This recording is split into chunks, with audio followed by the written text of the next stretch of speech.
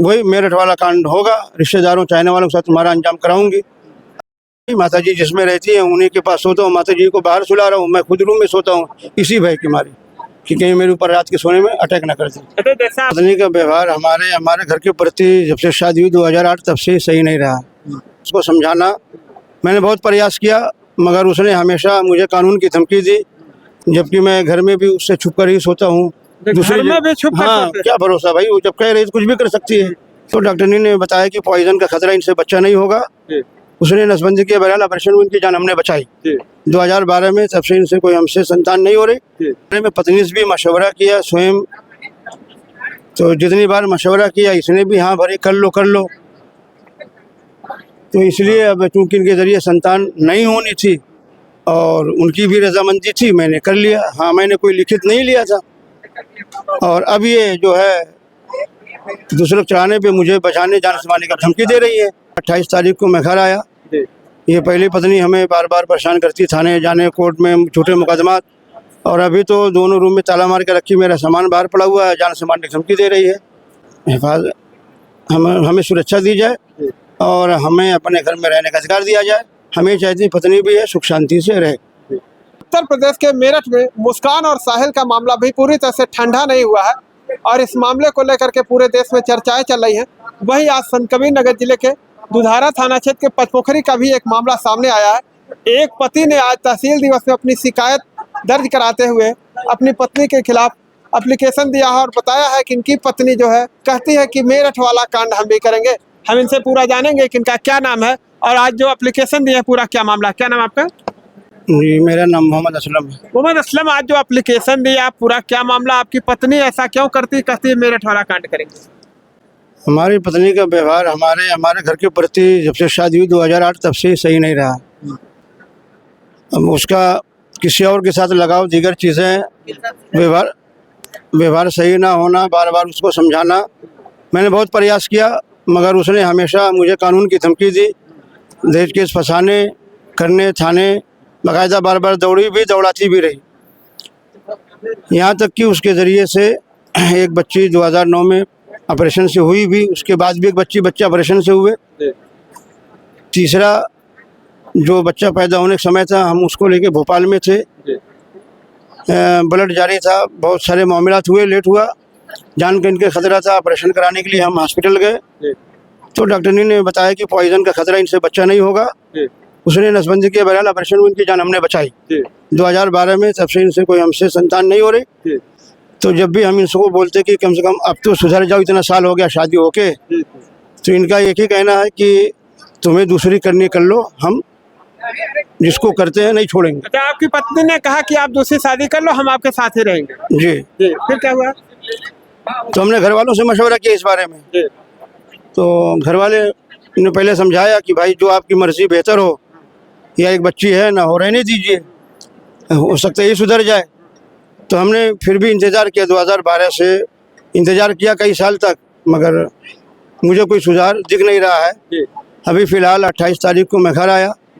ये पहली पत्नी हमें बार बार परेशान करती, थाने जाने, कोर्ट में झूठे मुकदमा, और अभी तो दोनों रूम में ताला मार के रखी, मेरा सामान बाहर पड़ा हुआ है, जान से मारने की धमकी दे रही है। क्या कहती है? वही मेरठ वाला कांड होगा, रिश्तेदारों चाहने वालों के साथ तुम्हारा अंजाम कराऊंगी। अब क्या कराएगी वो तो वही जाने। मैं इसीलिए तहसील दिवस में मेरठ में क्या हुआ था, कुछ जानकारी है आपको? नहीं, मुझे कोई खास जानकारी नहीं, वो तो वही जाने कि शायद कोई पत्नी अपने पति का मर्डर करी थी या कराई थी, बस ऐसा कुछ हुआ था। तो मुझे आभास हुआ कि ये मुझे कुछ भी कर सकती है, जबकि मैं घर में भी उससे छुप कर ही सोता हूँ। घर में भी छुप कर हाँ, सोते? क्या भरोसा भाई, वो जब कह रही कुछ भी कर सकती है। ये वो रिश्तेदार चाहने वालों के आज आप तहसील दिवस में आज प्रार्थना पत्र दिए हैं, क्या बस मैं इसीलिए आया कि कम से कम हमारे हिफाजत हमें सुरक्षा दी जाए और हमें अपने घर में रहने का अधिकार दिया जाए। हमें चाहती पत्नी भी है, सुख शांति से रहे, हमें भी जीने थे, बस इसके अलावा हम कुछ नहीं चाहते। आपको भय है कि आपकी पत्नी आपकी हत्या करा सकती? जी हाँ, 100 में 100% भय है जी। तो 28 तारीख से आप बाहर रह रहे हैं, कहाँ रह रहे हैं? मैं बाहर, जो माता जी है, पापा तो रहे नहीं, माता जी जिसमें रहती है उन्हीं के पास सोता हूँ, माता जी को बाहर सुला रहा हूँ, मैं खुद रूम में सोता हूँ, इसी भय की मारी कि कहीं मेरे ऊपर रात के सोने में अटैक न कर दे। तो जैसा आप बता रहे हैं कि आपके कोई औलाद नहीं होगी आपकी पहली पत्नी के, तो क्या आपने कोई दूसरी शादी की है औलाद बढ़ाने के लिए? मैंने इस बारे में पत्नी से भी मशवरा किया स्वयं, तो जितनी बार मशवरा किया इसने भी हाँ भरे कर लो। तो इसलिए अब चूँकि इनके ज़रिए संतान नहीं होनी थी और उनकी भी रजामंदी थी, मैंने कर लिया। हाँ, मैंने कोई लिखित नहीं लिया था। और अब ये जो है दूसरों चढ़ाने पे मुझे बचाने जान से का धमकी दे रही है। इस मामले में आप केस भी लड़ रहे हैं कचहरी में? जी हाँ, इसने तकरीबन 1.5-2 साल से झूठा केस भी करके रखा है कि मैं अबला हूँ, घर से निकाल दी गई हूँ, जान का खतरा है मेरे ससुराल में, और है भी ससुराल में। तो ससुराल में है भी, ससुराल में है भी, खतरा भी जान का बचा के केस भी की हुई है, न्यायालय में चल रहा है, और खुद मुझी को मेरे रूम में घुसने भी नहीं दे रही है, यानी मिसयूज भी। आप फिर लौटेंगे, आपके पास वकील साहब हमारे साथ खड़े। वकील साहब, क्या नाम आपका? जी, श्रवण कुमार। जी श्रवण कुमार, ये बताइए, ये हॉस्पिटल का पूरा क्या मामला है? ये मामला ये है, इनका जो है इनकी जो पत्नी है, इनके खिलाफ एक वाद दाखिल की है। इनके खिलाफ एक वाद दाखिल किए हैं खर्चे मुकदमे का, और जो है एक 498 दहेज उत्पीड़न का।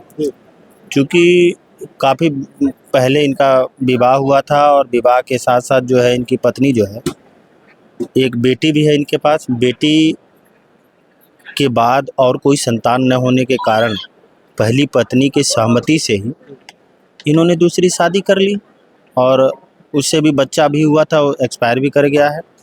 और रही बात, आए दिन इनको जान से मारने की धमकी देती हैं, इनकी माँ को धमकी देती हैं। जब आपकी सहमति थी, आप दोनों प्रेम से रहिए, और उस घर में इनका भी अधिकार है, आपका भी अधिकार, आपके अधिकार से वंचित नहीं कर रहे हैं।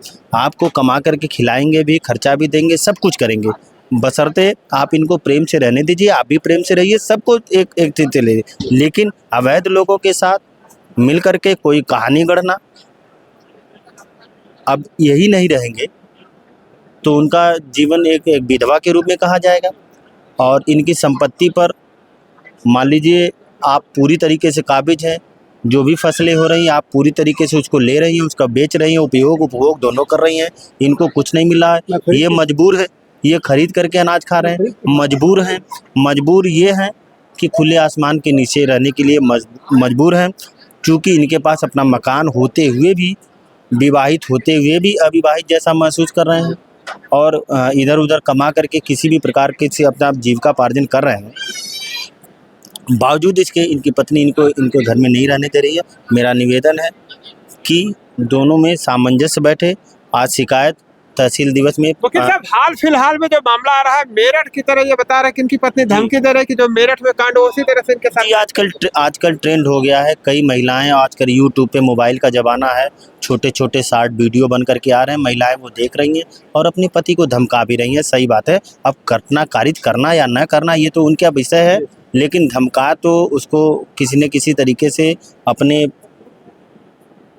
उसमें तो ले ही रही है। आपके क्लाइंट की क्या पोजीशन है? जब इनकी पत्नी ने ये धमकी दिया कि मेरठ की तरह आपके साथ में कांड करेंगे, तो आपके क्लाइंट में किस तरह से भैया भयभीत है? अब क्लाइंट मेरा डरा हुआ, सहमा हुआ मेरे पास जब आया, मैंने संबंधित अधिकारी को इसकी सूचना दी है।